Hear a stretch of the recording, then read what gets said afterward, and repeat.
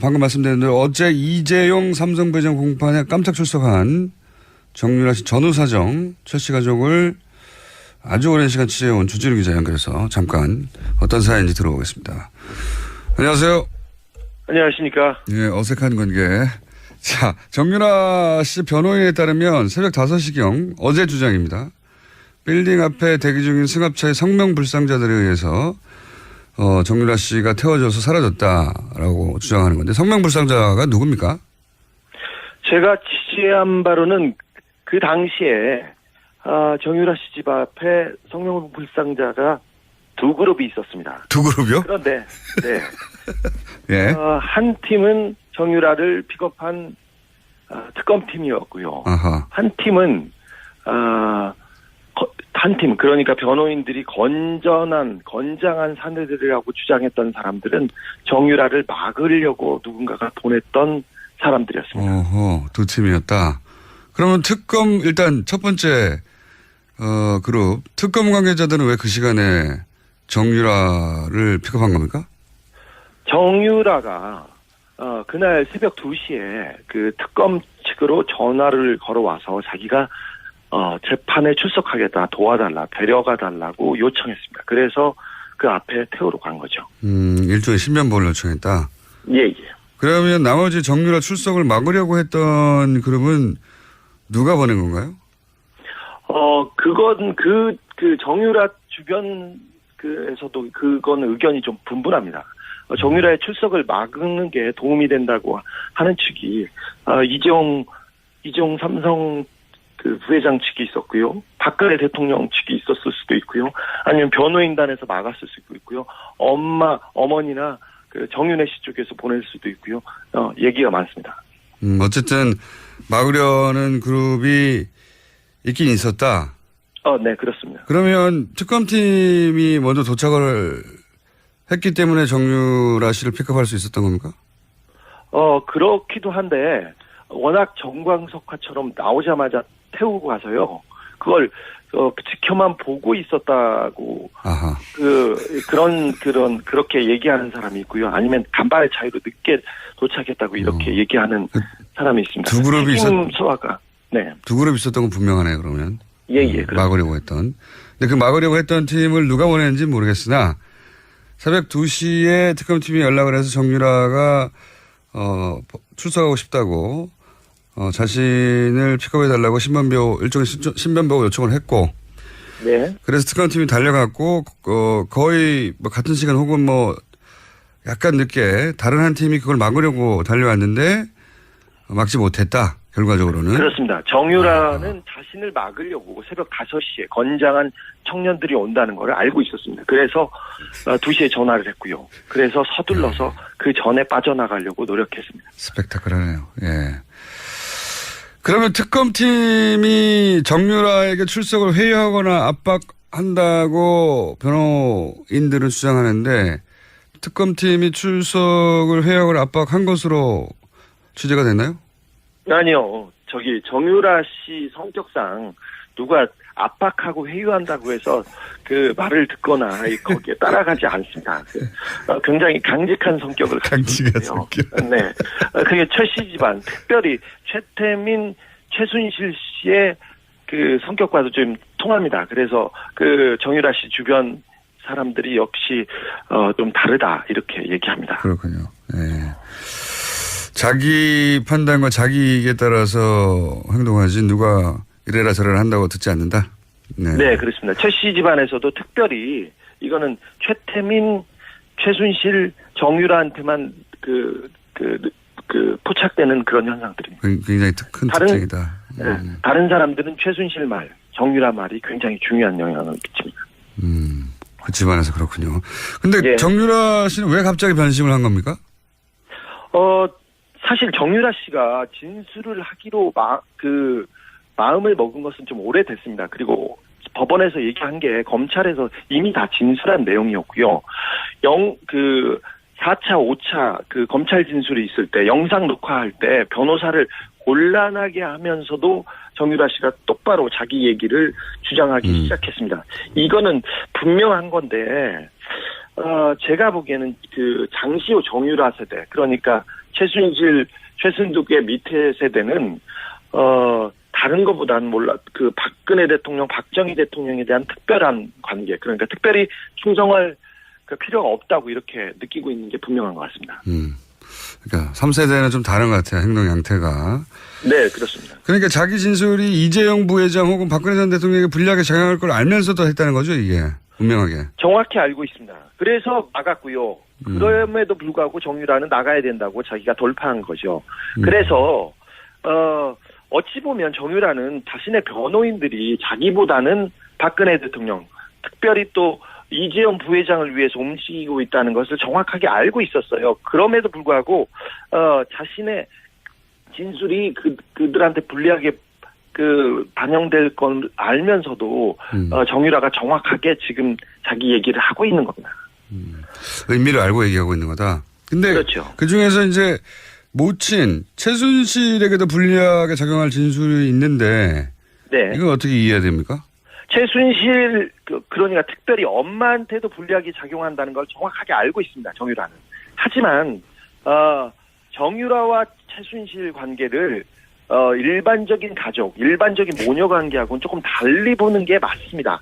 정유라는 지금, 박근혜도 중요하지 않고 최순실도 중요하지 않고 오직 정유라 자신, 그리고 아이에 대한 권리, 친권에 대한 권리가 위협받고 있다는 것이 굉장히 중요한 부분이어서 유일한 관심사가 자기가 구속이 돼서 아이를 뺏길 수 있다는 그거에 대한 두려움 때문에 정유라는 지금 계속해서 여론, 그러니까 국민들이 자기를 좀 나쁘게 쳐다보면 구속영장이 청구될 수 있다는 그 부분에 대해서 굉장히 심각하게 보고 있습니다.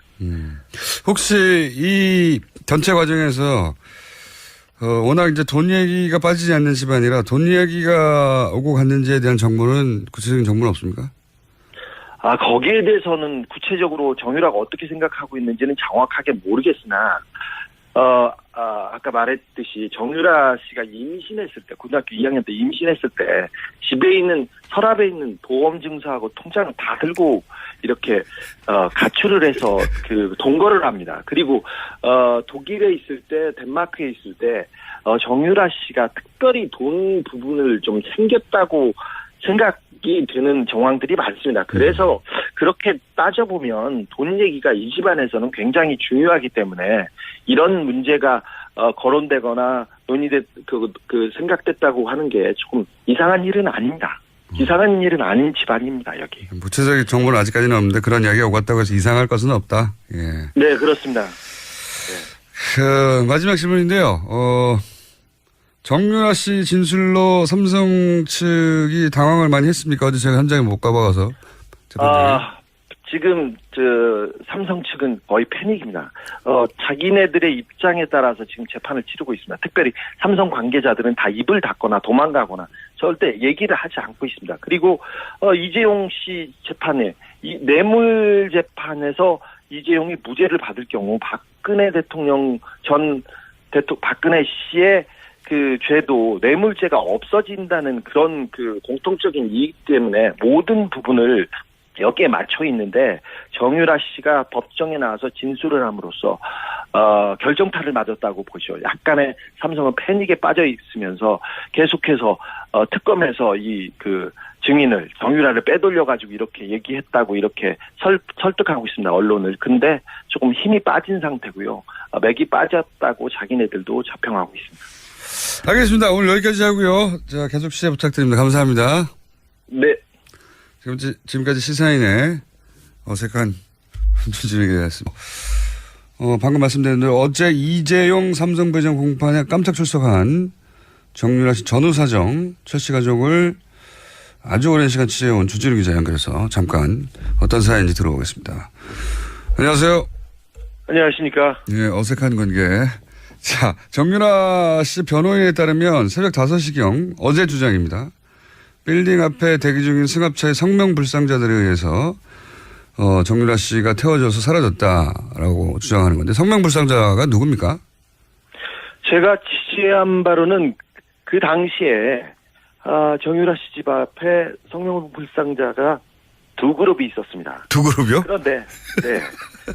예. 한 팀은 구속이 돼서 아이를 뺏길 수 있다는 그거에 대한 두려움 때문에 정유라는 지금 계속해서 여론, 그러니까 국민들이 자기를 좀 나쁘게 쳐다보면 구속영장이 청구될 수 있다는 그 부분에 대해서 굉장히 심각하게 보고 있습니다. 혹시 이 전체 과정에서 워낙 이제 돈 얘기가 빠지지 않는 집안이라 돈 얘기가 오고 갔는지에 대한 정보는 구체적인 정보는 없습니까?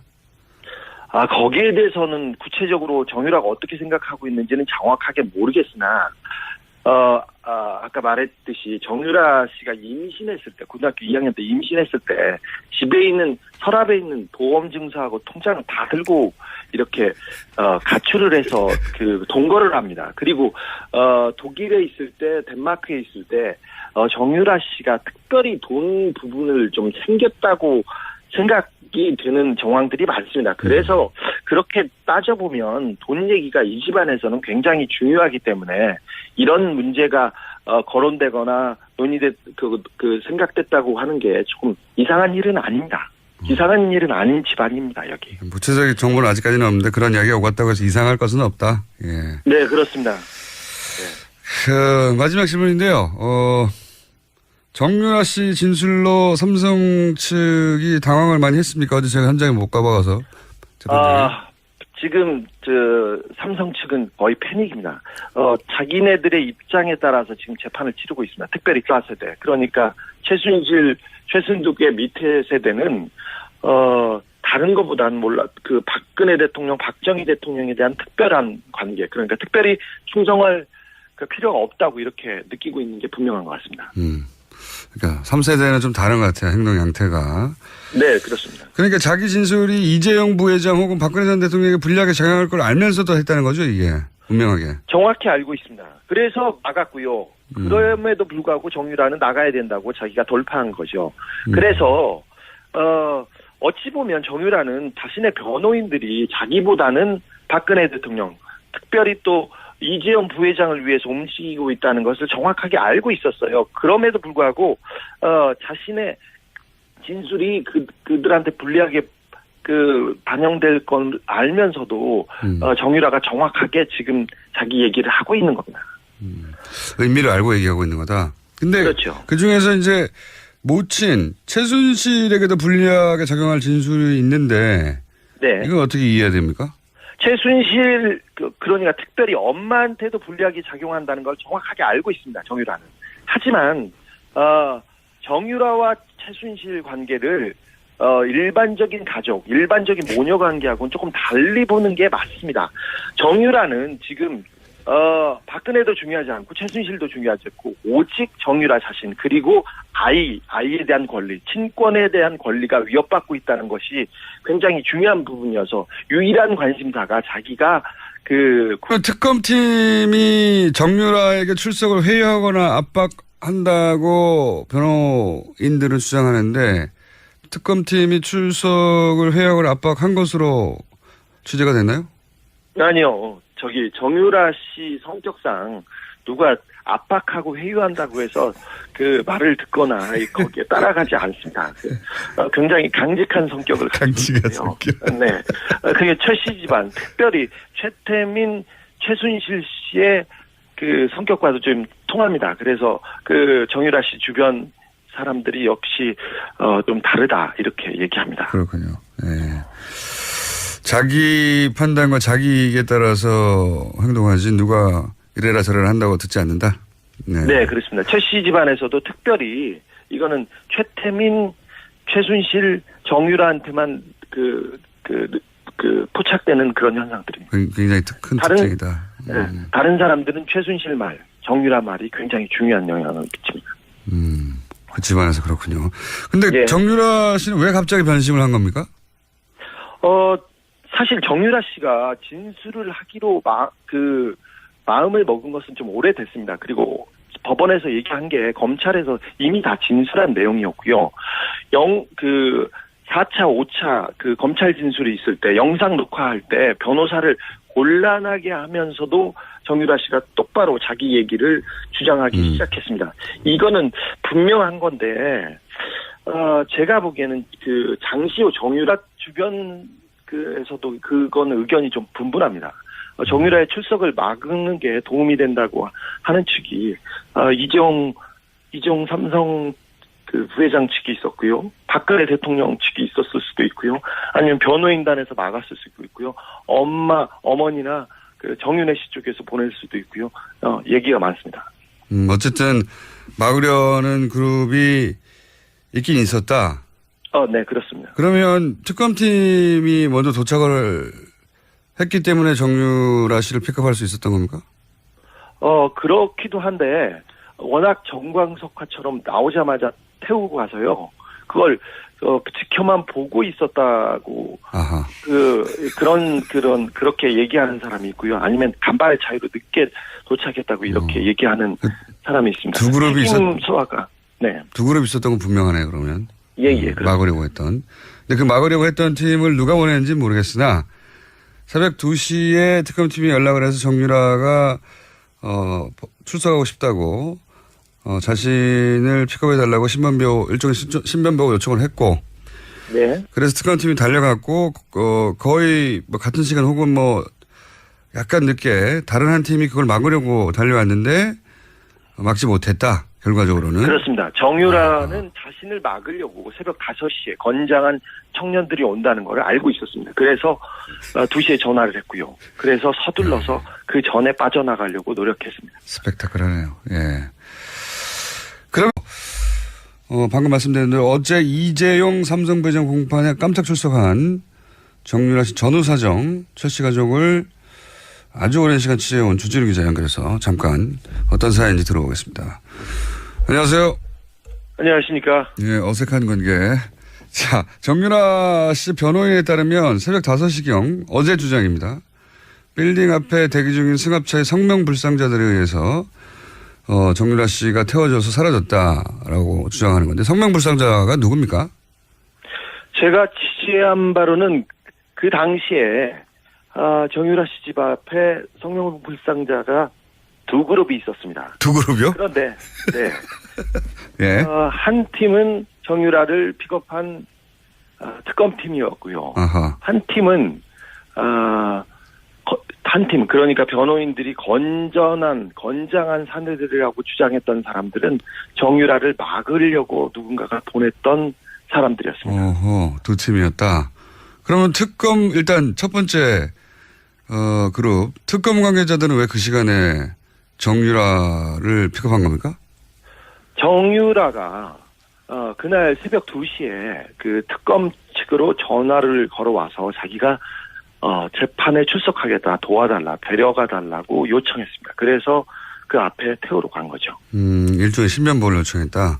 예. 그러면 나머지 정유라 출석을 막으려고 했던 그룹은 누가 보낸 건가요? 그건 그 정유라